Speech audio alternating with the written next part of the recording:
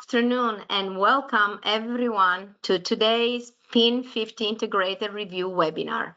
The webinar will explain the integrated review process overview, how access, and what is required. This webinar offers HCAI credit. A certificate of completion will be emailed to the individuals once approved from the HCAI. This means that if you are attending the webinar as a group, the system will not recognize the individuals. So if you are in a conference room, we recommend you to go to your computer, to your laptop, and connect individually if, of course, you want the HCAI credit. At the end of the webinar, there will be a pop-up survey. The survey will request your HCAI member number. This is very important if you want the credit, so please do not ignore the survey at the end of the webinar.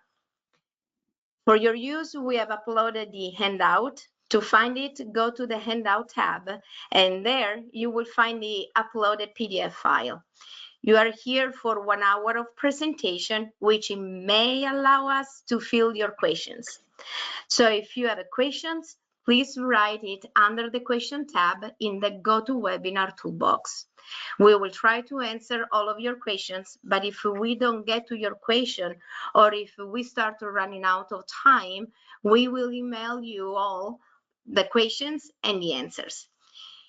If you think about a question, but you didn't have time to write it into the question tab, go ahead and send the questions to the HBSB support staff at hcai.ca.gov. The email address is provided at the last slide of the presentation. Also, if you have a specific question for a specific project, please send the email to us as well. If you are experiencing transmissions difficulties, go ahead and log off and then log back in using the same login information sent by GoToWebinar. And we will do the same if we are experiencing transmission difficulties on our end. I see that there are kind of 50% of people logged in, so I will repeat the information for the HCAI credit. This is a webinar that offers the HCAI credit. A certificate of completion will be emailed to the individuals once approved from the HCAI. This means that if you are attending the webinar as a group, the system will not recognize the individuals. So if you are in a conference room, we recommend you to go to your computer and connect individually if, of course, you want the HCAI credit. At the end of the webinar, there will be a pop-up survey. The survey will request your HCAI member number. This is very important if you want the credit. So please do not ignore the survey at the end of the webinar. For today, we have for presenters Diana Navarro, Supervisor Health Facilities Review here at HCAI, and Gary Dunger, Executive Director, Design and Construction at Cedars-Sinai Health System. So that being said, let's start with the presentation. Diana, Gary, if you are ready, the floor is yours. Okay, I guess we should get started now, right? Welcome, everybody. So good to see so many names of folks that I recognized. Thanks for taking an hour out of your day to listen to us for drone on. We're going to talk about the integrated review process. This presentation, this webinar is sponsored by the Hospital Building Safety Board. So here's my shameless plug to join or listen in on the Hospital Building Safety Board, support the board.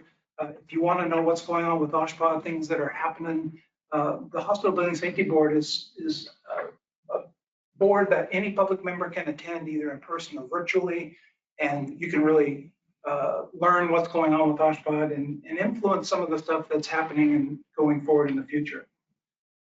Today, Deanna and I are going to do kind of a tag team back and forth presentation style. I get to be the owner. I finally get to graduate to the owner level. So today I'm the owner, and Deanna are the plan reviewers collective. Talk a little bit about what we're going to talk about. We'll start with some history of the integrated review process. I think that understanding the background helps people formulate where and why we are where we are.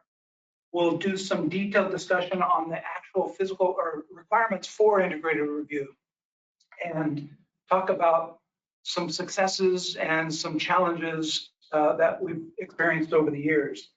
We'll also do a very detailed review of the contributor role. And just whet your appetite, the contributor role allows you as a public member to actually log into the OSHPD electronic plan review program and interact in real time with the reviewers. So we'll talk a little bit about that. And then we'll end up with some lessons learned. I think probably one of the more valuable parts of these presentations is learning from other people's challenges or other people's mistakes and other people's successes. So with that, pass it, Deanna, to you. Thank you so much, Monica and Gary, for kicking us off. Good afternoon, everyone. I'd like to first start by clarifying that I'll be using the acronyms of OSHPD and HCAI interchangeably throughout this presentation. PIN 50 refers to us as OSHPD or quote unquote the office throughout, but because we, the Office of Statewide Hospital Planning and Development, support the overarching Department of Healthcare Access and Information, or HCAI, I'm now used to referring to us as HCAI. I'll ask you to bear with me for the first 8 or so slides as I provide you with some context and go over a lot of definitions. And then we'll get more into the examples. As statute accommodates and code regulates, integrated review is an optional plan review process that allows owners and design professionals to engage early on during the conceptualization phase of design, thereby eliminating the waste associated with developing a non-compliant design through to later design phases. Over time, this process has become far more collaborative in real time. To incorporate lean principles and integrated project delivery methods, integrated review is the evolution of what was originally referred to as phase plan review, plus an added layer of collaborative review and construction. It now facilitates the segmented review and conditional acceptance of elements and/or systems within predetermined milestones, giving the project team a higher level of comfort with their basis of design. However, it is at OSHPD's sole discretion to enter into such agreements, and that discretion is often, unfortunately, driven by our available resources. This chart provides a high-level overview of the different plan review options HCAI offers. Incremental and integrated reviews, but more so, integrated reviews, require more time and effort for, thanks. Requires more time and effort for all parties involved, especially early on. Consequently, associated review fees are much higher. The fee for integrated review and approval is 1.95% of the estimated construction costs, as opposed to the 1.64% fee for incremental reviews. Integrated reviews require construction costs of over 50 million, but when the construction cost is over 100 million, the integrated project delivery level of collaboration requires both the use of BIM modeling as well as early involvement of the GC and subcontractors. The phases we are referring to here are the design phases, and the segments are unique elements, packages, systems submitted for review within a given phase. We typically refer to each submittal as a phase segment, though, and each increment is allowed a total of 10 of them. The final one, phase 4, being the implementation documents that ends up getting stamped approved. An increment, as defined by the California Administrative Code, is a portion of a building for which a permit can be issued, while the remaining portions are still in design or plan review. It is also a compilation of conditionally accepted phased segments. And examples include demolition, below slab utilities, foundations, superstructures, tenant improvements, and building envelopes. The big advantage to increments with permitted increments is an earlier start of construction. However, the inherent risk is that the design and review of a future phase segment or increment may trigger the need to modify a previously accepted or approved submittal. For example, you may find out in a phased segment 3A that you need to relocate an elevator shaft closer to within 200 feet from an exit stair. And yes, this did happen on one of my first collaborative reviews, so the risk is real.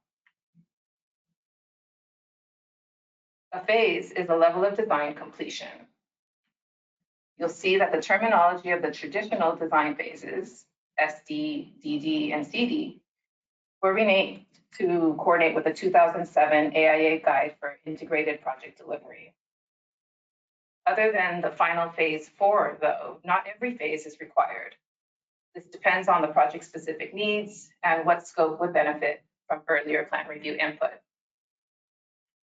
Phase 3 is the construction document or pre-implementation level of documents most akin to the level of completeness expected of a first final review submittal.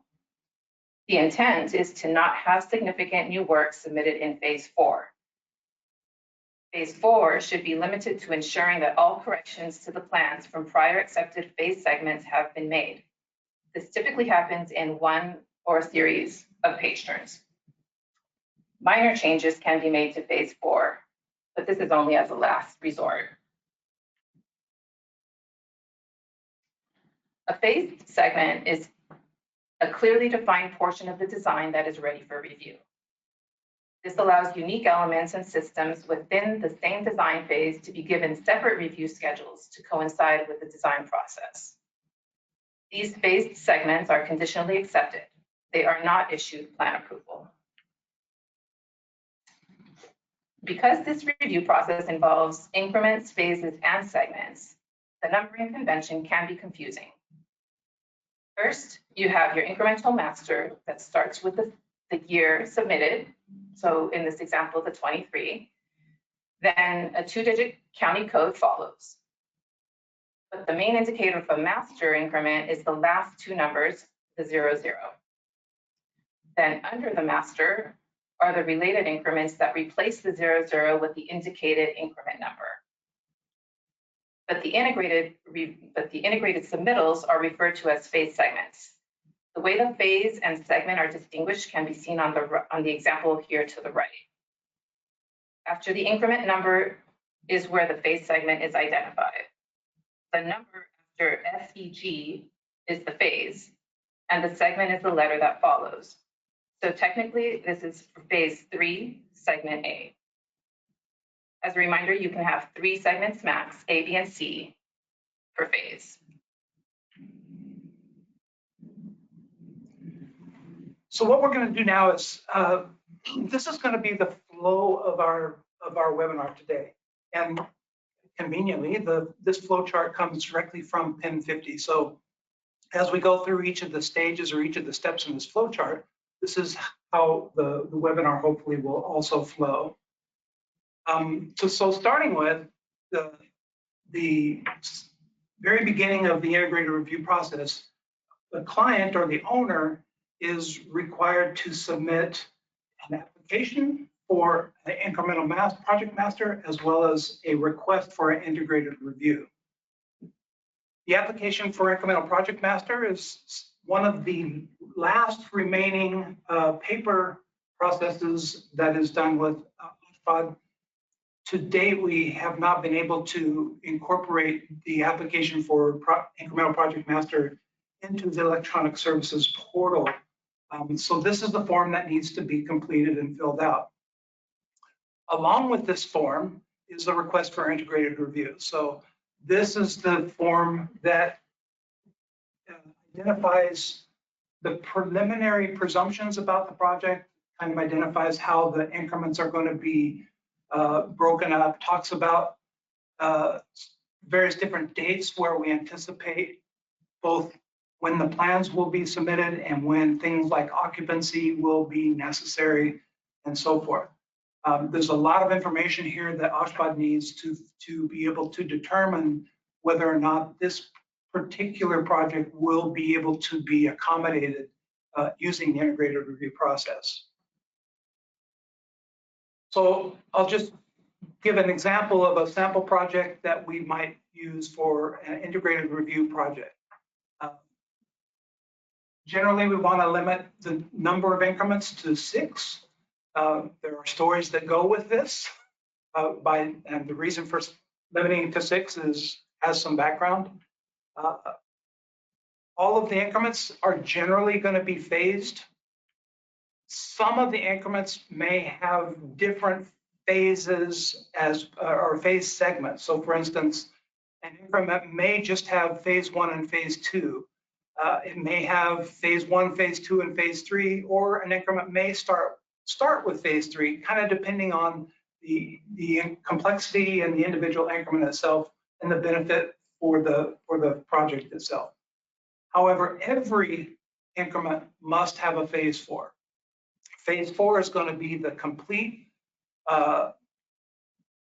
documents that are going to be submitted for a first final review and stamping and approval so that we can move into the construction site.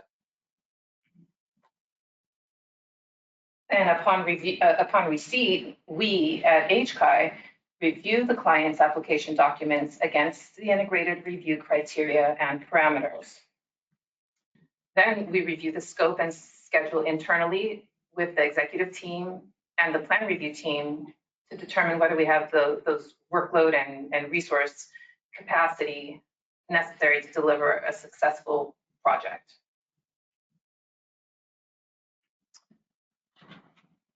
Okay, let's advance here, shall we? There we go. At times, we may need to say no and instead recommend a standard incremental review. Always bad from an owner standpoint. What happens now? I've made plans to have this really, really complex project submitted as an incremental. What do I have any ramifications or options? So yes, there is an alternative to integrated review that unfortunately we here at HCAI have had to offer up a number of times this year due to limited resources. It includes what I like to call a preliminary on steroids, which involves an extensive preliminary that gets the project team early HCAI and CDPH feedback. You have some examples by chance? Yeah. Lo and behold. Lo and behold. So this first example is of a functional program that shows how patient, staff, and public circulation flow seamlessly between an existing hospital and a new tower addition. And this preliminary submittal included a color-coded code analysis and a functional program for a proposed medical surgical unit. Both HCAI and CDPH were able to provide that early feedback related to Title 22 and Title 24 compliance. And on this last example, a design team included a request for OSHPD concurrence on their access control approach right on their submittal. And this is a little different way of doing things, but we strongly recommend it. There is no shame in just putting those questions directly on the submittal. And just for clear communication and transparency. Then along with the early access to comments, the other tools are pre and post review meetings and the negotiation of a managed project schedule. This integrated review alternative has also proven beneficial to projects deemed ineligible for integrated review. Anything we can do to bolster this ability to do integrated review? Absolutely. You gave your plug. Now it's my turn to give mine. So going back to the internal OSHPD issue related to resources, here's my very last minute plug. But if you are a healthcare architect that likes this collaborative, client-centric priority that OSHPD is giving to exceptional public service, I urge you to apply. For Los Angeles, one of the filing deadlines is at midnight tonight. So you may want to jump off of this webinar and start applying now. And the other is at midnight tomorrow. And then for Sacramento, the filing deadline is October 4th. If I can also just throw in a little bit of extra information. Something about applying to HCAI, just a tip. Once you click on these postings, there are going to be very specific instructions. Please follow them to a T if you want to be considered. If it says add the question to the top left corner of your, double-spaced paragraph, please do so. Otherwise, these get reviewed by our human resources department by non-technical staff before they even make their way to us. And then, did you have any advice on this? One of the things I tell people, if you're even vaguely considering this as a career change for you, or even if you're just curious, send in the application. The deadlines obviously are looming, but I've always told people, whether it's for a new position or even for a promotion, if you don't send in the application, you can never say yes, or you can never say no. You can always say yes, but if you change your mind, you can not say no unless you've actually applied. So send in the application. So OSHPA's actually a really great place to work. Having been here for 20 plus years, you can see I'm still back here in the building, enjoying the people and enjoying the people that I work with. Okay, so once we have those 3 additional senior architects and maybe some additional senior structural engineers and fire life safety officers, for that matter, then we'll be ready to kick off this integrated review. But if the project is deemed a viable integrated review candidate, Gary, wearing his owner's hat, would contact me to schedule the pre-submittal meeting to review the draft IRP and review matrix.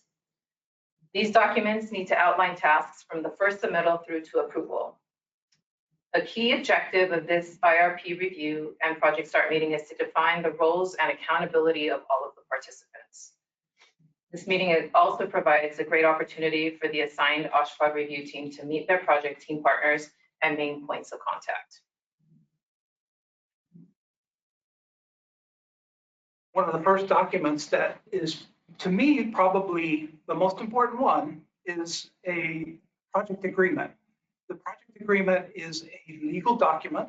It obviously needs to be reviewed by the owner's legal team and needs to be very concise, because this document is going to commit both the owner, the design team, and OSHPA to certain criteria.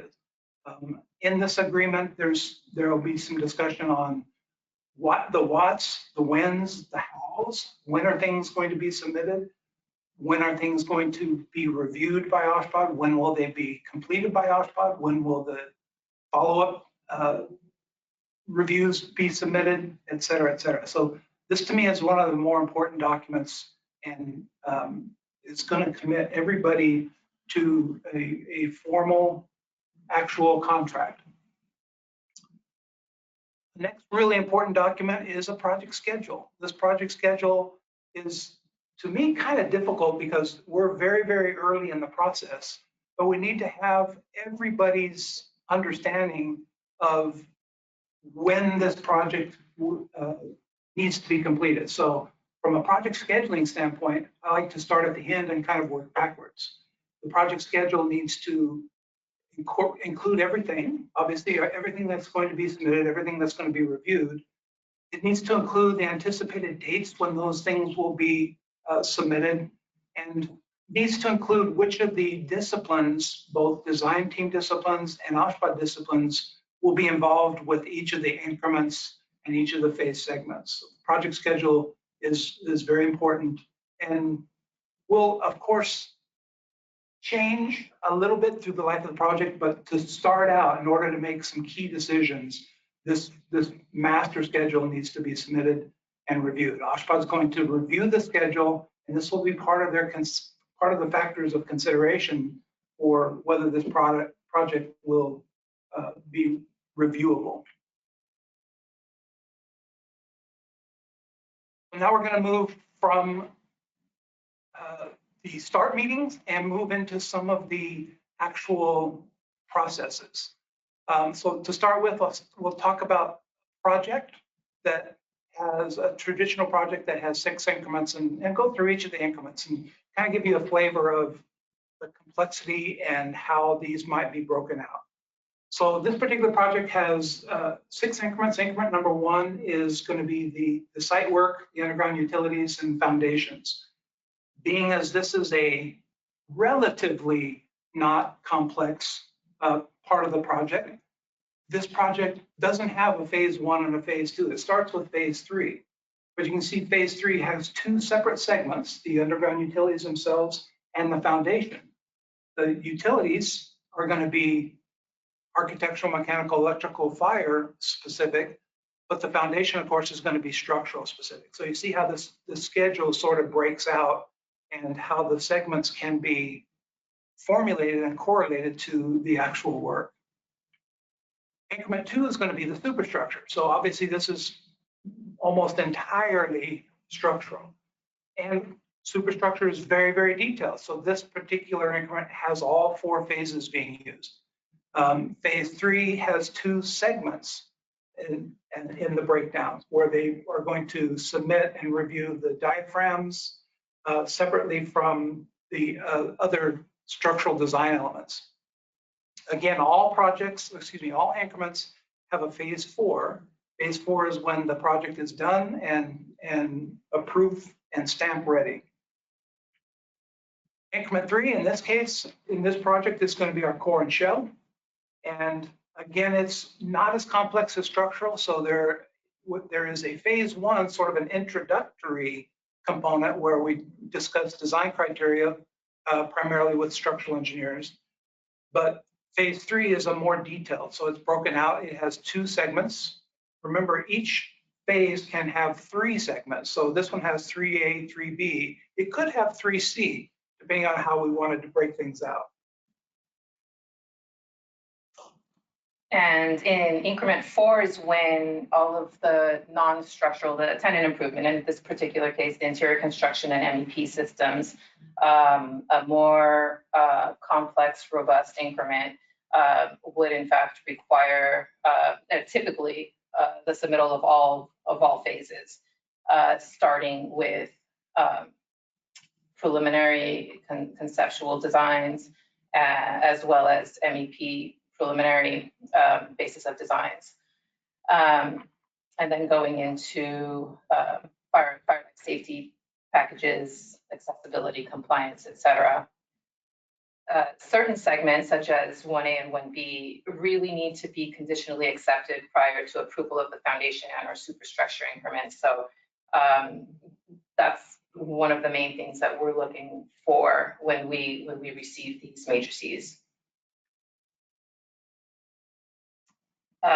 Here we're seeing phase 3 and phase 4 of that same increment 4, and you'll notice because this is a far further developed segment, the appropriate review time and durations need to be allotted. So, for example, this TI package at the pre-implementation phase will require about 10 months to get from start to finish. For increment 5, the MEP equipment anchorage, in this case, the client originally proposed 3 separate increments that we ended up combining into 1 increment and separate phases. Separate segments or phase segments. Again, remember, flexibility is key.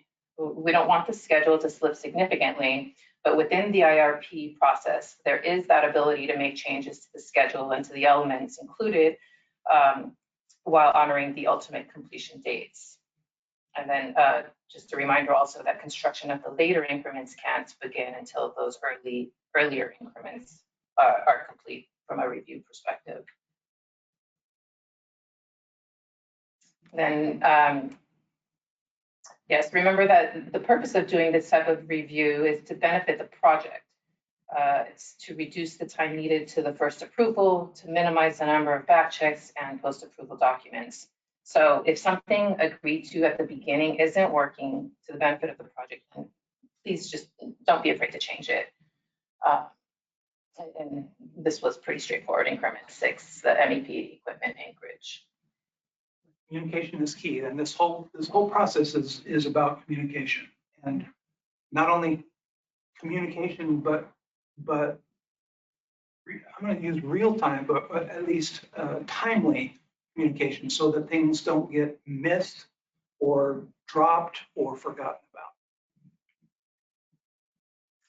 So Gary, now that we've really vetted your schedule and looked at the elements reviewed in each phase segment, et cetera, and approved your IRP, would you like to walk us through what a typical plan exchange meeting might look like? Well, I will try. A lot of words on this slide, so apologies. And chime in, by the way, Deanne, when I missed something up here. The design professional will submit a schedule of all the project meetings. And Deanna and the team will review the schedule and then make recommendations. So this schedule might be monthly meetings or quarterly, or whatever the needs are for the individual increments and the individual phases. The plan exchange meetings are where we physically are bringing plans, uploading them to the e-services portal, and discussing the actual construction documents that are going to be both designed collaboratively and reviewed by the team. Mention that monthly meetings might be appropriate. Again, it depends on the project and the specifics. But as a rule, separate structural meetings is considered to have real value, maybe even bi-weekly. From the PIN, there's some discussion about a pre-review meeting and a post-review meeting. I think that this is maybe misunderstood or underutilized, because this is an opportunity for the communication to really occur. There's back and forth email and written communication, but that's not real communication to me. And face-to-face conversational kind of communication is where these post and pre-meetings can really make value. At the pre-meeting, the design team should be talking to the reviewer, explaining what this particular submittal is about, any pending or outstanding items, and what needs to be completed. The post-meeting, also important, is an opportunity for the design team to understand what the comments mean. Again, written communication sometimes isn't communication. So a post-meeting is your opportunity to make sure that you go through every single comment and speak to the reviewer to make sure that you have a complete and 100% understanding of what that comment means. These meetings can be combined, and they may be, and they'll be sort of all over the place. An agenda is required for every meeting. This is important. Agenda is required so that Deanna can schedule her team's time, make sure that the right disciplines are there that need to be there. This one bullet point that says disciplines not included in the agenda should be available to join as needed, but I would caution that they may be available or they may not be available. So keeping the agenda complete and concise is really important. Attendees need to be prepared to discuss the items of interest, particularly outstanding items or things where there are questions or disagreements. Discipline comment review meetings, the comments should be discussed and every effort made to reach a resolution without kicking the can down the road.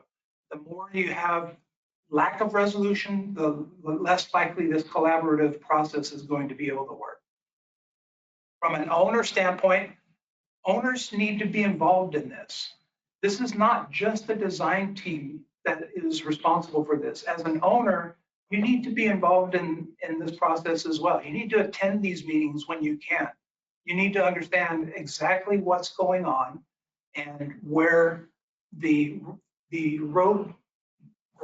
roadblocks or speed bumps are on your particular project, so that you can focus the design team if need be, or at least understand what's going on and what problems need to be resolved. This is an example of an agenda. The agenda is pretty straightforward. It talks about each of the increments and each of the segments that you want to discuss or that you want to submit plans for. Items that are outstanding need to be incorporated in the agenda and obviously need to be resolved whenever possible. Use an example of an issue that didn't get resolved and ultimately found its way out into construction. We did a new addition to an existing hospital building. And while the new addition showed a fire alarm control room in the new building, what they didn't show was moving the PBX from the old building into the new. When it came time for construction, they hadn't made provisions to move the personnel into the new building. Problem is, the code doesn't allow that required service in a non-conforming building to serve a conforming building. So this was an issue that didn't get resolved and found its way out into construction. And in the earlier slide, you mentioned prior preparation for these meetings is key. I think this example to the right it's just a great example. It was a successful approach to these plan exchange meetings. Essentially, the design team came in, shared the meeting agenda to the left prior to the meeting, giving our team ample time to prepare. In that agenda listed those outstanding comments that required extra attention and discussion. That comment and the proposed response were then listed in comment-specific sketches, also shared prior to the meeting. Once the meeting came, the issue was discussed. In this particular case, it was about manual fire alarm boxes and their location. In the end, the sketches adequately responded to the comments, and then you can go back and incorporate everything here into the comment log, and the comment gets resolved on the spot. So I thought this was an excellent example of that pre-meeting preparation. The correct attendees show up. They have been forewarned about what the issues are. They come prepared as well as reviewers, and resolution is attained prior to the completion of the meeting. Yeah, I've been in plenty of these meetings where the design team responds to the comment and it becomes painfully apparent that they didn't understand the comment to start with. So use these opportunities, use these post and free meets to completely make sure you understand the comment. And I've seen the response to the comment was something completely unrelated to what the comment was talking about, and they didn't bring it to the owner. Had they brought it to me, I could have told them, no, this is not what this is. It says this.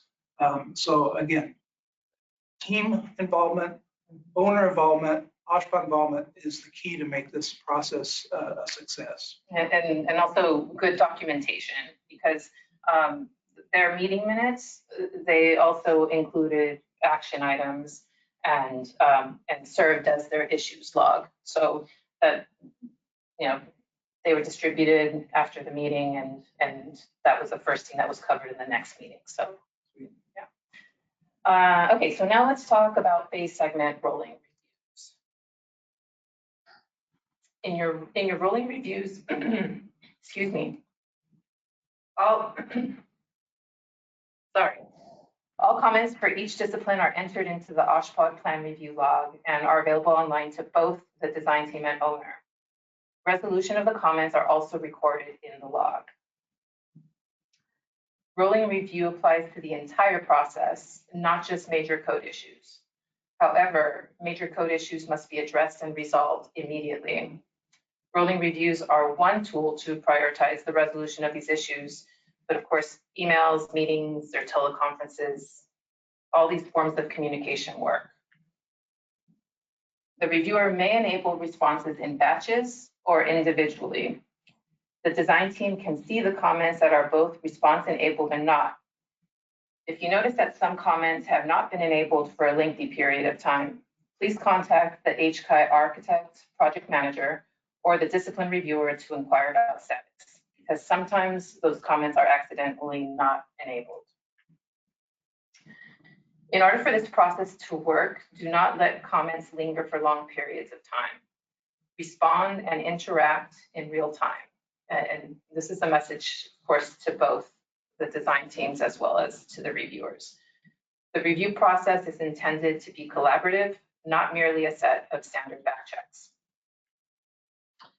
And when a response to a comment requires changes to the plans, a sketch attached directly to the response helps resolve the comment then and there. Otherwise, the comment will stay open until the plans are refreshed and the changes can be verified.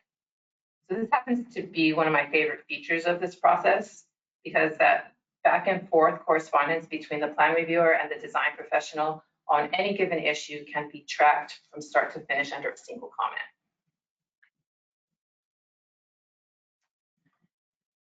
In the same way, OSHPD comments must be clear,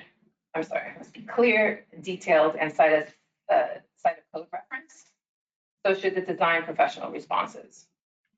Here's an example of a comment and response that has zero value to the process. There's no code section, nor is it clear. What about this ventilation is in non-compliance? Your guess is as good as mine. And then the response doesn't specifically convey nor locate the fix. So not adding any value. What not to do. And as a reminder, the IRP review process, it's not about standard back checks where you go months without talking to each other. It's critical for it to be collaborative. Cool. So I'm going to go forward a little bit and talk about the contributor role. What the contributor role is an actual license that OSHPD pays for in the electronic plan review program that allows OSHPD to give login credentials to the design teams, to key people, not everybody. If you have 100 people on your design team, 100 people don't need contributor license. So you would probably want to identify key people that will get contributor roles. And OSHPD will create those contributor roles and provide login credentials for you. There was something else I was going to say here, and now it flew out of my head. The e-plan review URL is here on the page, on the top bullet point, oshpod.eplansoftReview.com. This is the web page that you would go to use your contributor role. Uploading and downloading documents is not done through ePlan Review, though. It's still done through the electronic services portal. So you still use the esp.oshpod.ca.gov electronic services portal to upload and download documents. But then they will automatically get routed to the electronic plan review program so that the plan reviewers and you as contributors will be able to interact with the documents. Generating comment and response reports. This is something brand new. So you may have heard, or if you received a webinar or presentation in the past, this has changed. And the best place now to generate comment and response reports is the OSHPD Report Center. So the URL is report, singular, not reports, report.oshpod.ca.gov. And we'll talk about each one of these. If I log into the oshpod.eplansoftReview.com webpage, you will see a login screen. The login is your email address. It's the password that's provided by OSHPD. And if you want to change that provided password, or if you forget your password, there is a forget password option that you can use.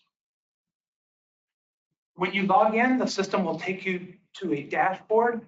The dashboard doesn't have a lot of information or a lot of value as far as what a contributor role is. So you would want to click on the little projects tab on the top left to route you to your projects. The projects tab will list all of the projects that you are working on as a contributor. If you don't see projects here, or if any of the projects that you're working on are missing, that means your user account hasn't been properly associated to that particular record. So if that happens, contact the HCAI support staff to request assistance and connect your account to the record appropriately. This does happen once in a while because this is not an automated process, it's a manual process.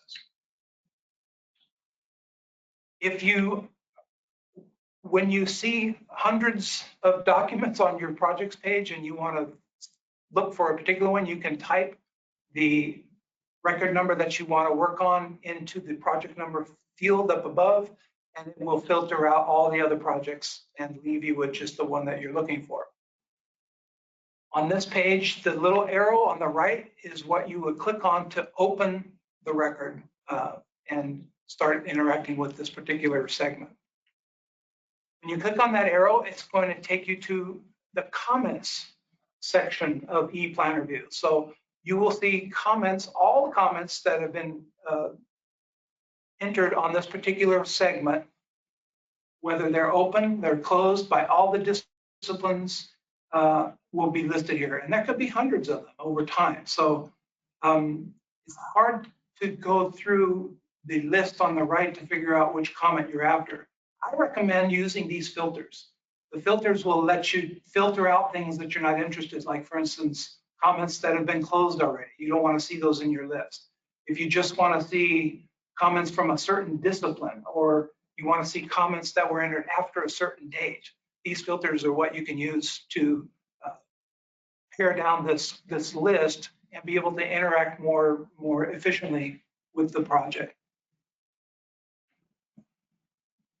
Once you have your projects filtered, anytime you select that project, you put a little check mark in the box to the left, it will enable an export function.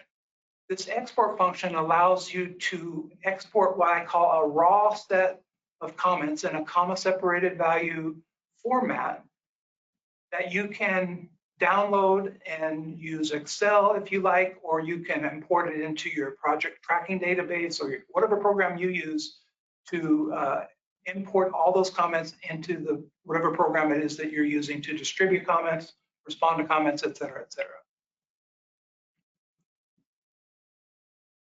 If you look closely on the far right part of the screen, you'll see a couple of arrows. The arrow on the top is the response enabled arrow. If the arrow looks like this, a little swooping arrow to the left, that means this comment is response enabled. You can click on it and respond to the comment. If this arrow has a slash through it, that's a comment that was placed by the reviewer that they didn't mark response enabled. Again, by default, comments are always non-response enabled, and they have to manually set this parameter to response enabled. So sometimes that gets missed. As Deanna just said, if you don't see the comments as response enabled for a period of time, reach out to the reviewer and they can change that setting. If I click on the arrow, that will open a response form. So this is what the response form looks like, and you can see the comment that was made by the plan reviewer. Across the top, you can see which plan reviewer it was that made it. If I click that little subdued arrow or plus sign, excuse me, in the bottom right corner, that's how I can add a response to this particular comment. I can also click on this attachments tab at the top to upload sketches and or upload other information that you want to the plan reviewer to be able to see and to review. If there are comments on this particular response, you will see all of those comments as well. If the comment is white colored, like the one with my name, that's a comment that the plan reviewer has viewed. If the comment is yellow, like Rob's, that comment hasn't been seen by the reviewer. As soon as they open that comment and view it, it will turn white like the other one. Remember that when a response to a comment is made, all of the contributors get sent an automated email. The email is not overly valuable. Why are we not advancing? Oops, went too far. This is what the email looks like. It basically will have some information that says, you know, this is a new response. Oops, there we go. This is a new response, and it'll give you a link that you can click on to open that particular response in EPR. But Rob, the program lead for this program, is actually going to be changing this and putting more useful information in this email that automatically goes out. The other arrow gives you the opportunity to actually open the plan review or the plan review page and see where on the plan this particular comment that the reviewer is talking about. So if I click on that arrow, it opens the actual review page that the plan reviewer sees. If you see the thumbnails on the left, keep reading it. This highlighted thumbnail, this page is the one that you're looking at on the page here. There are two little numbers in different colors. So that shows you that there are two comments on this page. The teal one is an architectural comment. The red one is a fire and life safety comment. As the number and discipline comments increase, that number will go up with the amount of comments as well. If you actually click on one of the comments, it will open up the comment detail page. And this is what the comment detail page will look like. At this point here, I can open up the remarks detail even further and see all of the parameters. And I can respond to the comment here from this step as well.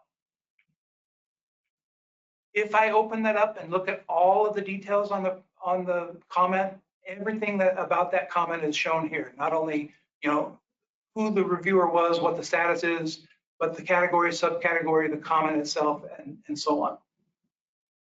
I can also respond to the comment from this location, and I can upload attachments from this location as well. Going back to the main slide when we arrive here, if I want to download the documents, if I click on the Documents tab on the top and then click on this little arrow on the right, this will actually download a PDF document, much like what you see when you get a plan that has been reviewed back from a standard review. It'll have all the tags, all the comments on the PDF document, and you can download this and distribute it whenever you want. You don't have to ask OSHPA to submit it or download it. You can do this at will whenever you want to do it and distribute it to whoever you want. And lastly, I want to talk about how do you get your comments. There is a report still in the electronic services portal, but it's not preferable in my opinion. If you go to the report center, there's a new report called, conveniently, Integrated Review Comments and Responses. So this is for IR projects only. If you click on this particular report, it will open up a parameters page. This report is controlled by a PIN, a personal identification number. This PIN is not the facility PIN that the owner has. This is a different PIN that OSHPA will provide to the responsible primary licensed professional. Now, as a responsible primary, you can share the PIN with whomever you want, and anybody that has the PIN can come in and download comments whenever they want to see them. When you enter the PIN and enter the other parameters, it will generate a report much like what you've seen from a traditional OSHPA plan review. It has all of the comment parameters in it, and on the right shows not only the area for responses, but all of the responses that have been made on this particular comment over time. So just some last points to reemphasize: the user account has to be associated to your record, otherwise none of this works. All comments are visible to contributors, but only the responses that have been response enabled by the HCAI staff have that you can actually respond to. And then this last bullet, comments outside of EPR must be retrieved from the electronic plan review program back to ESP, the e-services portal, to be on the report. That's if you're using the report from the electronic services portal. If you're using the report from the report center, it pulls the reports directly from the electronic plan review program. So that's why I recommend using reports.oshpa.ca.gov to get all your comments and distribute them. Lastly, here are some of the numbers, phone numbers and email addresses for support staff. If you have any problems at all, these folks are really, really good and happy to help you get your project going and going smoothly. So welcome to our world, Gary. Wow, this sounds very familiar. It's amazing to see how similar those interfaces are between what the plan reviewers see versus what the contributors see. Thanks for going over that. Now we're short for time, but I think we can make it. When all comments related to a given phase segment have been resolved, HCAI will issue conditional acceptance of the segment. So refreshed plan sets are required when changes to the plans are made in response to comments within the scheduled segment. This way, the conditional acceptance is associated with an updated current plan set. There may be more than one refresh, but typically just one or two. And an additional refresh is sometimes useful at the end to pick up additional comments that resulted from changes to the plans or outstanding items. The key here is for the entire team to be flexible yet efficient and mindful of the limited resources. Every effort should be made to close those comments within the segment they are made. However, we do have a process to transfer and continue tracking unresolved comments in a new segment, but all comments must be resolved prior to approval of phase 4. The tracking of unresolved comments is a manual step, and it's actually quite difficult. So I think the point here is resolve all the comments before moving on to the next segment. Yeah. Then the final segment of each increment is the phase 4, segment 4. That should be a clean, consolidated set that is ready for approval. So again, I'd like to reiterate, all efforts shall be made to resolve all comments prior to the submittal of phase 4, segment 4. And when phase 4, segment 4 has been accepted, then the increment is ready for out processing. Gary's team would then upload a clean set to the increment. That increment would then get routed to EPR, and the construction documents would then be stamped approved. This process then repeats for each increment. Okay, so we're winding down. We're going to talk a little bit about some lessons learned. We are a little bit short of time. Apologies for talking too long. So rather than read all these to you, I'll just bring out some points that you want to limit the number of increments and the number of segments. I mentioned earlier there was a project where the plan review supervisor allowed 16 increments. That was a huge mess. And while it might have made sense for plan review, when it came out into construction, what do you suppose happened? You have to get final, final project closeout, final costs, final everything, construction final CFO for every increment. And because the team didn't want to have to do all that, they started approaching OSHPA saying, can we start combining these increments and get the number of increments down? That should have been done at the very beginning. So 4 to 6 increments is definitely the target rate. All the challenging issues need to be addressed early as possible. I tell a story about a project where there was a site issue that wasn't articulated well on the plans, and it was discovered after the plans were approved by the field staff when they went out, and one of the very first visits during site prep and foundations, they realized this building can't be built here. A big deal, obviously. So invariably, something that's discovered like that, that's completely non-code compliant, is difficult to fix and be able to address after the fact. Don't overlap too many increments and segments. try to make them as clean as possible and have clean breaks between them so that you don't end up with all these carryovers.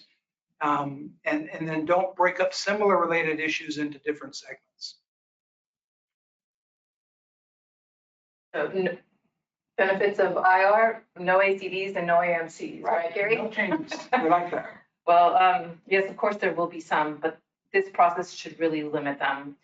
It's intended for use on new building construction, so AMCs should be limited. If there is a listed product or assembly, then it should be used. And AMCs should not be used just because the manufacturer does not want to test and list the product. I don't think that we emphasize this enough, but we always look to the owners, Gary being an example, to lead the effort on limiting user-driven changes. An engaged owner truly is fundamental to the successful delivery of an integrated review. Every successful project that we can point at has an owner that is very engaged in the process. And the ones that are not successful have an owner that's not engaged. They rely more on construction management or even the design teams to be their representative. Owners, you really, really need to be involved for these projects to be successful. So instead of doing questions and answers, I'd like to just share with everybody some words from one of our clients that did use the IRP process and just summarized. It helped us move quickly through identifying and resolving complex issues. Most rewarding, however, is being able to have regular contact between the design team and the reviewers, allowing both sides to develop effective relationships and partnerships that made the work more rewarding. The dialogue helps minimize misunderstandings and gives everyone greater empathy for other points of view. Those were some good words to close with. So we're at time, and apologies for not having a form or an actual Q&A session. If you have comments, or excuse me, if you have comments, we've been talking about comments all day. If you have questions, if you've typed them in the GoToWebinar questions section, we will respond to every single question. We will send the questions and answers to everybody so that everybody can benefit from the answers. And if you haven't entered your question into the webinar, please do so now. And that's going to be it for us. The email for the Hospital Building Safety Board support staff is here on the top of the page. Anything I can ever do to help answer questions or help you with education opportunities or with ideas on how to make your project go smooth, the QR code is my contact info. So please let us know how we can help. Wonderful. Thank you, Diana. Thank you, Gary. Thank you for attending this webinar. Again, please send your questions to the HBSB support staff email address that you can see on the slide. And we know that we ran a couple minutes over the 2 p.m., but thank you so much for staying with us until the end. This concludes our presentation for today. Again, Diana, Gary, thank you for your wonderful presentation. We truly want to thank you for your interest to expand your knowledge on healthcare integrated review process. And please don't forget to respond to the survey that will pop up at the end of this webinar. So until the next time, stay healthy and stay safe. Goodbye. Thank you, Monica. Bye-bye. Thanks, Monica.